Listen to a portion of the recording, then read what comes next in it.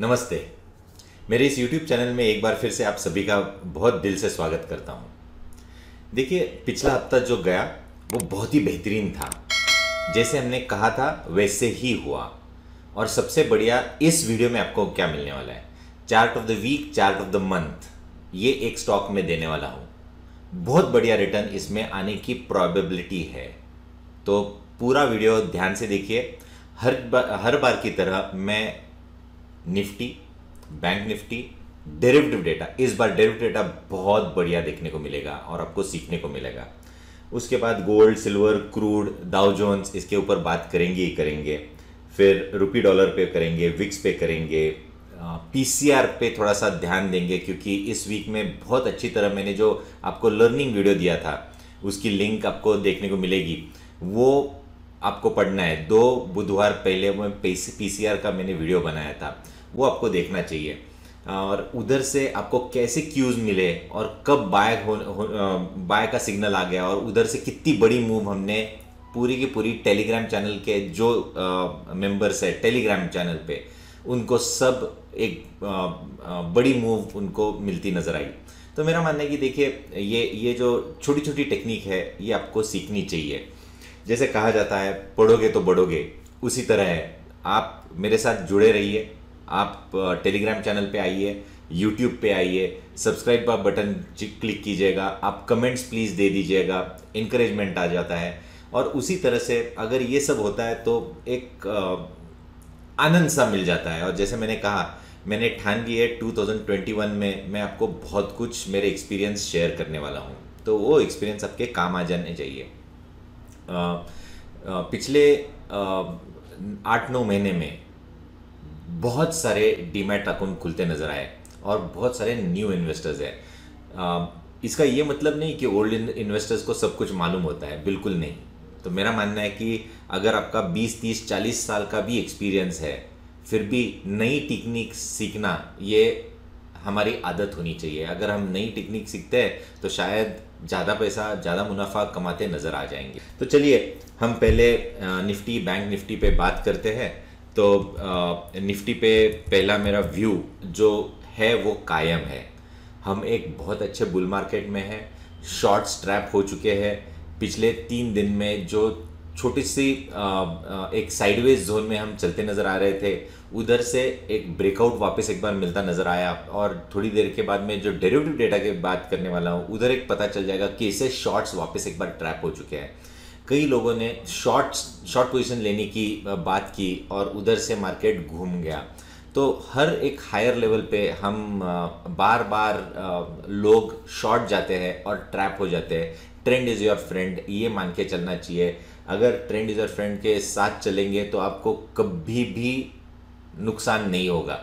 तो दोस्तों, बहुत इंपॉर्टेंट है अभी के लिए मेरा मानना है। देखिए, निफ्टी में बहुत नज़दीक बहुत अच्छे सपोर्ट्स है। मेरा मानना है कि अभी के लिए जो बहुत अच्छा सपोर्ट है 14,200, 14,100, ये एक बहुत अच्छा सपोर्ट जोन है। और साइकोलॉजिकल सपोर्ट जो 14,000 का है वो तो फाइनल सपोर्ट है।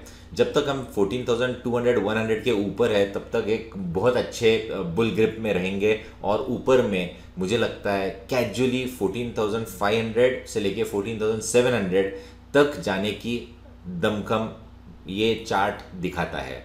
बैंक निफ्टी में बात करेंगे तो बैंक निफ्टी पिछले 2 दिनों से थोड़ा सा सीमित दायरे में कामकाज कर रहा है। ये बहुत अच्छी बात है, ये बहुत अच्छी बात है, क्योंकि बाकी के सेक्टर्स इंडेक्स को ऊपर लेके गए, तब ब्रीदर ले रहा है बैंक निफ्टी। बैंक निफ्टी का कॉम्बिनेशन देखिए, ICICI bank, HDFC bank, Kotak bank, axis bank, जिन्होंने परफॉर्म किया वो थोड़ा सा रेस्ट ले रहे हैं, ताकि वापस एक बार रेस्ट लेने के बाद, खा पी के एनर्जी लेने के बाद क्या होने वाला है, वो दौड़ लगाना चालू कर देंगे। फिर वापस बैंक निफ्टी की वजह से निफ्टी चलना चालू कर देगा। तो मेरा मानना है कि देखो, सेक्टोरियल रोटेशंस होते नजर आ रहे हैं। हम इस वीडियो में सेक्टोरियल चार्ट्स भी देखने वाले हैं, तो बहुत अच्छे चार्ट पैटर्न देखने को मिल रहे हैं।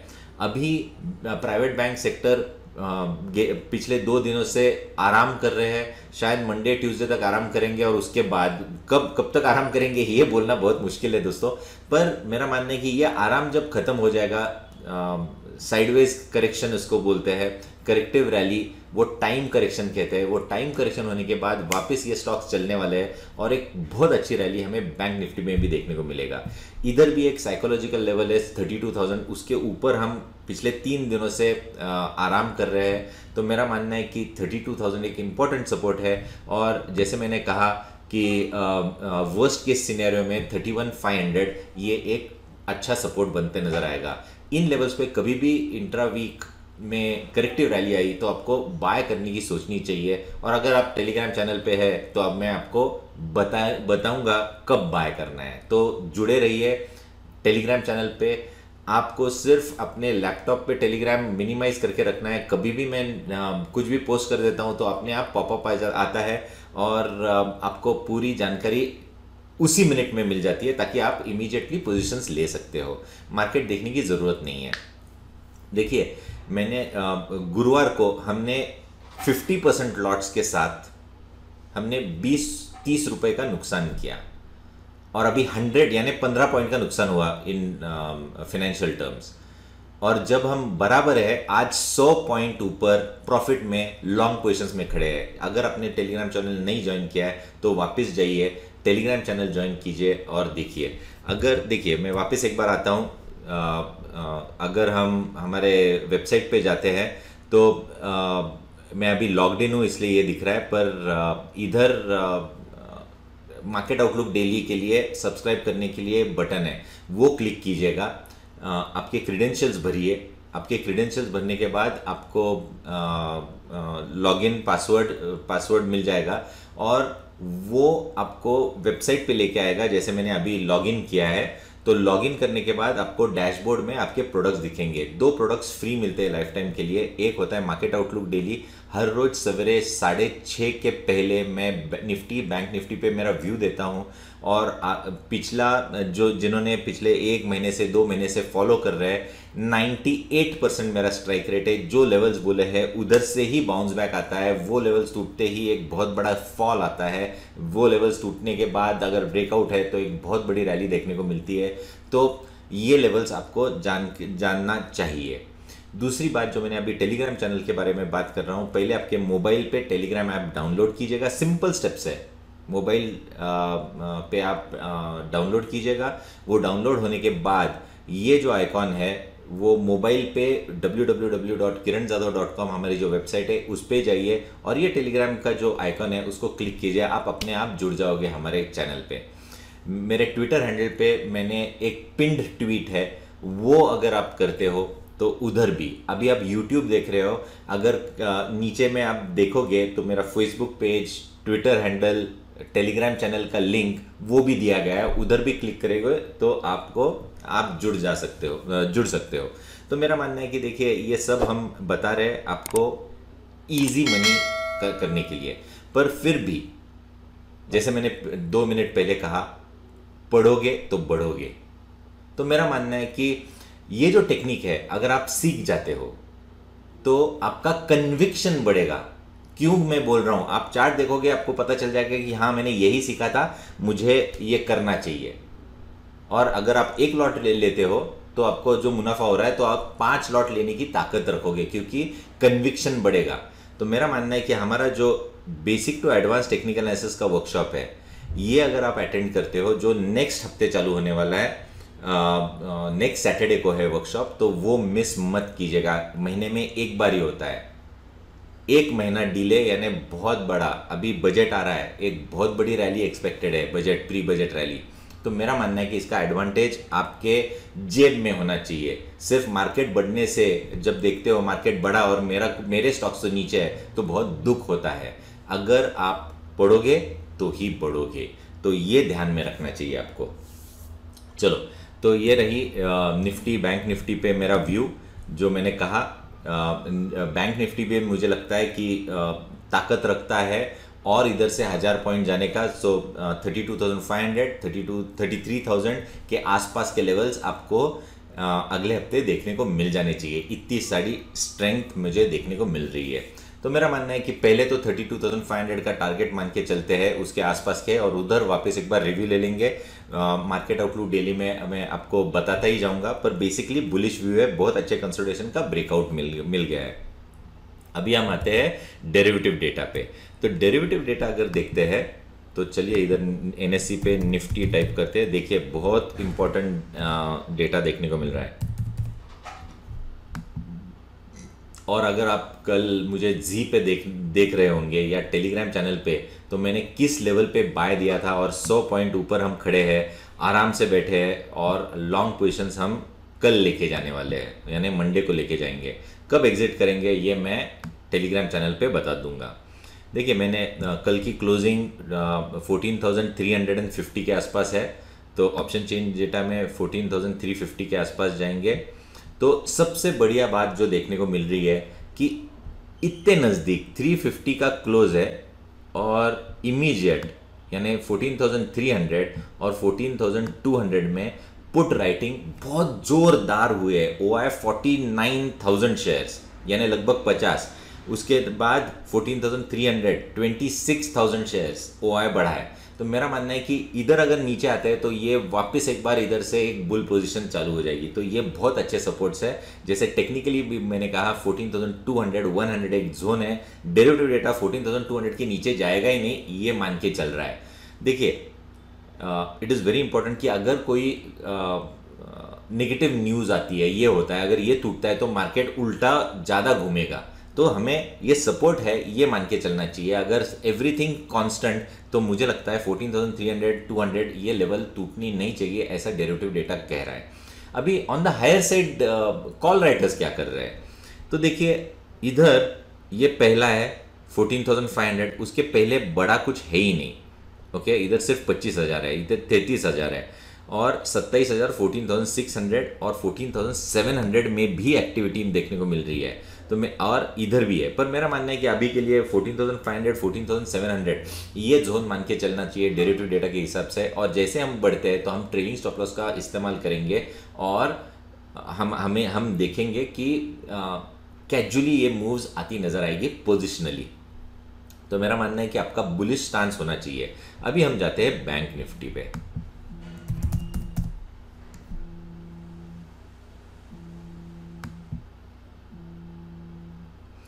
बैंक निफ्टी का क्लोज 32,084 यानी 32,100 पकड़ के चलिए।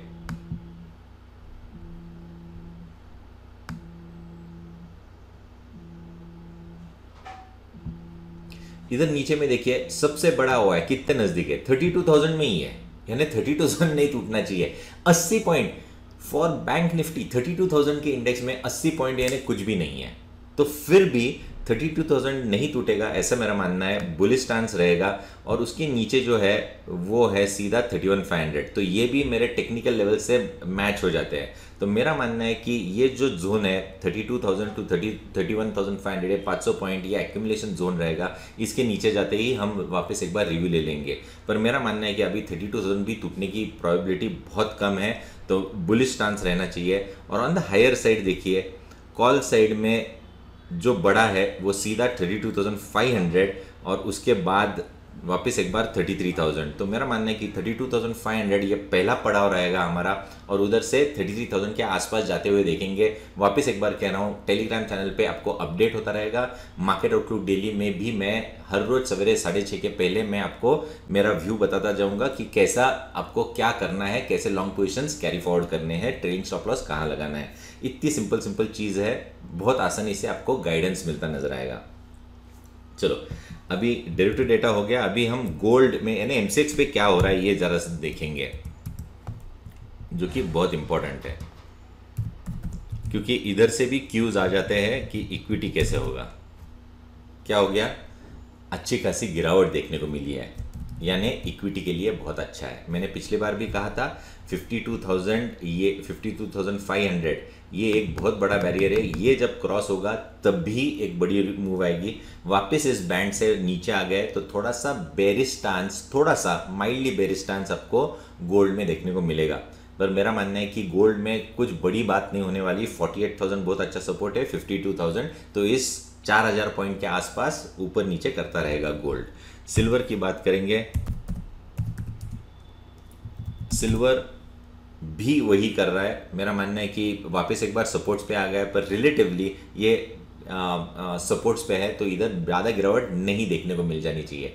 पर मेरा, जैसे मैंने पिछली बार भी कहा था, अगर कुछ इस सिल्वर में होना है तो इसको ये 72,000 का जो लेवल है ये पार करना होगा। अगर 71,000 का लेवल क्रॉस करना होगा, 71,500, तो ये अगर क्रॉस करता है तो ही एक बहुत बड़ी 78, 79, 80,000 तक की रैली हमें देखने को मिलेगी। वो नहीं ब्रेकआउट हुआ, वापस हम उसी दायरे में ट्रेड करते नजर आए। तो गोल्ड और सिल्वर में कुछ नहीं है। क्रूड, जो कि मैंने बार बार कहा है कि क्रूड में एक बहुत अच्छा मूव देखने को मिलेगा, बुलिश ही रहना चाहिए, और वही देखने को मिल रहा है। बुलिश स्टांस जारी है, आपके लॉन्ग पोजीशंस होने चाहिए, ऐसा मेरा मानना है, और वही होता नजर आ रहा है। मैंने लॉन्ग कॉल 3250 के आसपास दिया था, हम 3800 के आसपास है। मैं अभी ट्रेलिंग स्टॉप लॉस का इस्तेमाल करने की सलाह दे रहा हूँ। डाउ जोन्स पे देखेंगे, डाउ जोन्स परफॉर्म करता ही नज़र आ रहा है, और जिस तरीके से हम higher tops and higher bottoms और इतने बड़े कंसोलिडेशन के बाद उसके ऊपर टिक रहे, उधर इतना बड़ा कांड हो गया, फिर भी डाउ जोन्स स्ट्रेंथ दिलाता नज़र आ रहा है, और ये बहुत अच्छी बात है। मेरा मानना है कि this is a bullish stance, और जब तक हम 30,600, 500 इस जोन के ऊपर है, डाउ जोन्स पॉजिटिव ही मिलता नज़र आ जाएगा। रुपी डॉलर का चार्ट देखेंगे,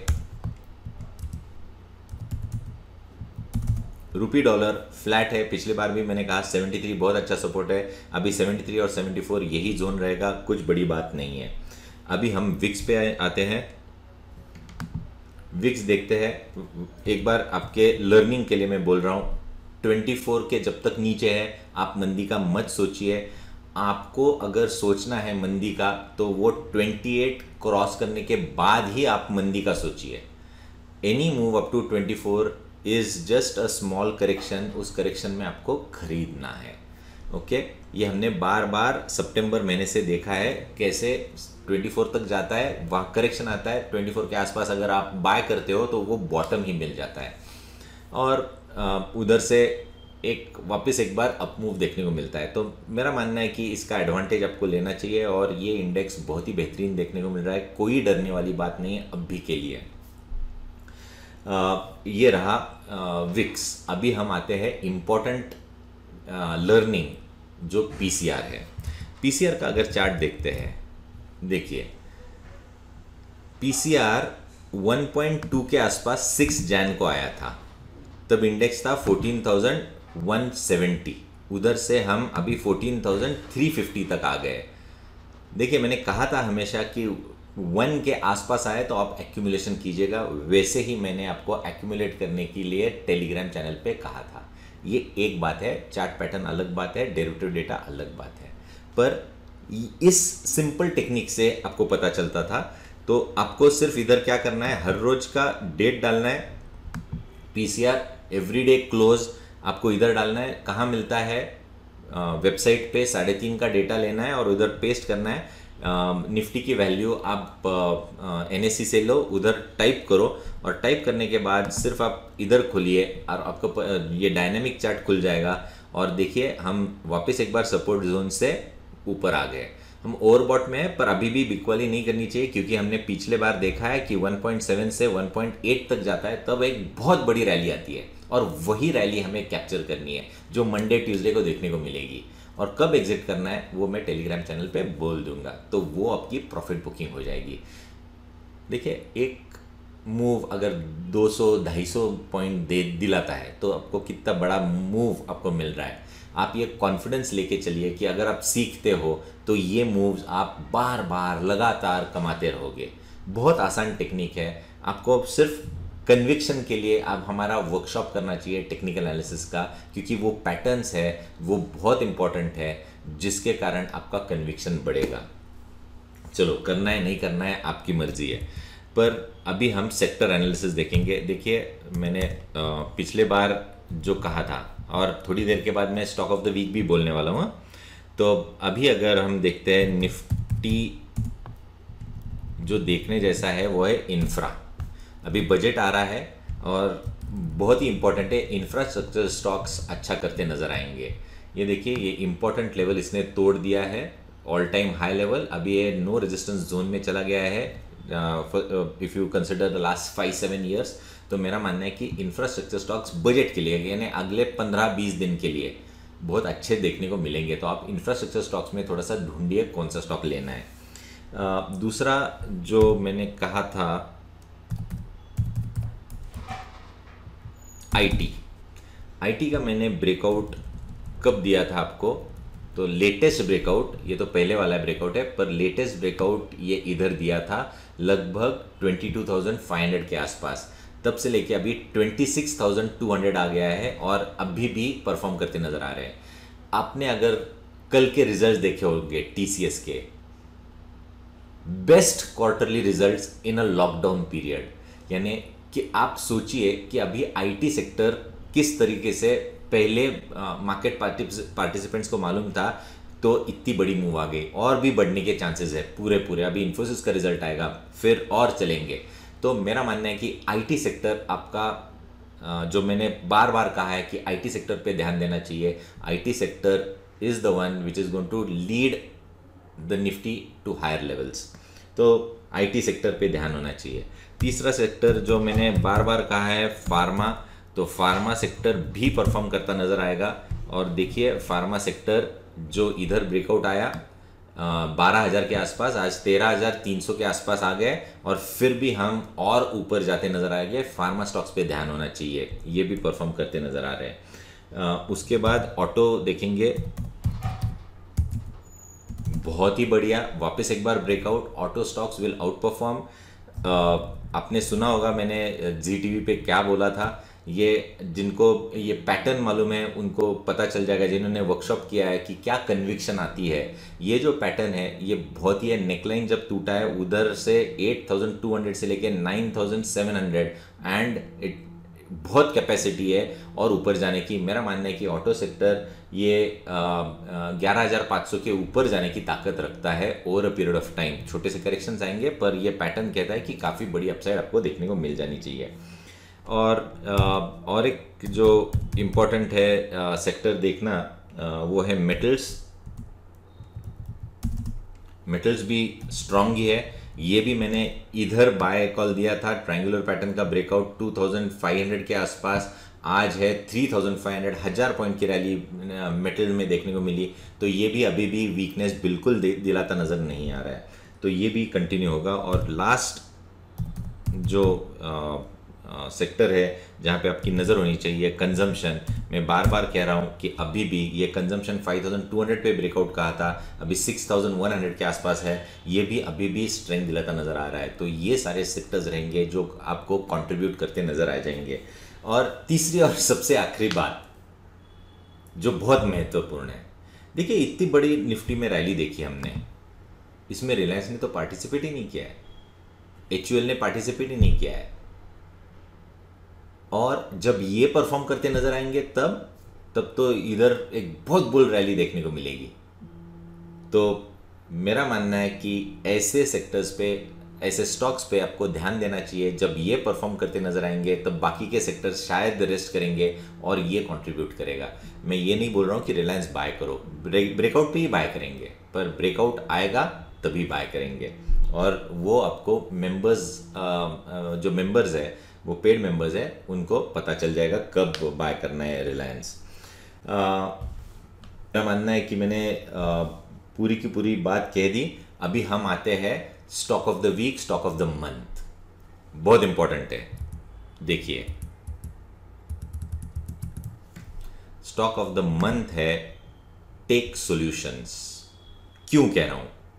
जिन्होंने वर्कशॉप अटेंड किया है इनको पता चल जाएगा। ये देखिए clear down trend, clear cut down trend, उसके बाद ये बेस बिल्डिंग फॉर्मेशन इधर से इधर, और इसको कहते हैं breakout of a bullish wedge. और ये बुलिश वेज का ब्रेकआउट इस दिन हुआ, करेक्ट, 53 के आसपास, अभी 59 है, 53 से 59। पर इसमें सबसे बढ़िया बात क्या हुई है मैं बोलता हूँ, जब भी ब्रेकआउट आता है और वापस एक बार रीटेस्ट होता है और फिर ऊपर चलता है, ये कंफर्मेशन देता है कि जिन्होंने डिमांड किया है वो हारने वाले नहीं है। तो आपका स्टॉप लॉस 52 के नीचे होना चाहिए। सेफ साइड पकड़ लीजिएगा 50 रुपए, तो 9 रुपए की रिस्क है। ओके, 9 रुपए की रिस्क है, 50 का स्टॉप लॉस, 59 का रेट है।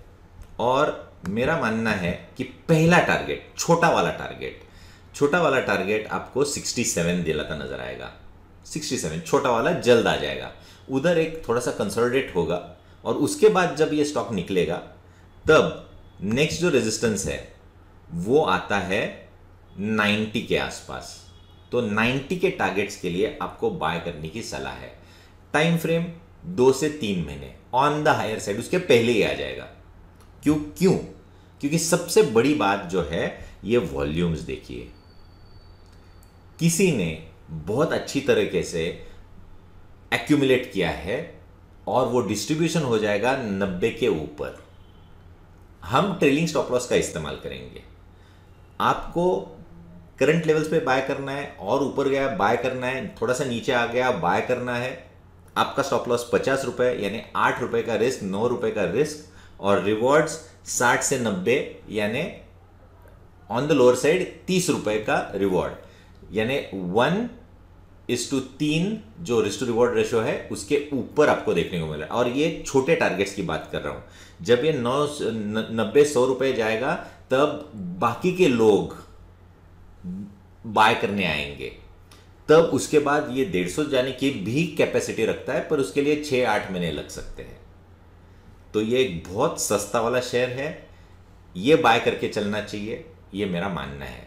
देखिए, अभी सबसे इंपॉर्टेंट बात जो मैं बाय करने की बोल रहा हूं, कितनी क्वांटिटी लोगे। अगर मेरा 8 रुपए का स्टॉप लॉस ट्रिगर होता है तो मेरे कितने पैसे जाएंगे। अगर मैंने 100 शेयर्स लिए हैं और 8 रुपए का स्टॉप लॉस ट्रिगर हो गया तो मेरे 800 रुपए जाएंगे। तो 800 रुपए गंवाने की ताकत है मेरी, तो मैंने 100 शेयर लेने चाहिए।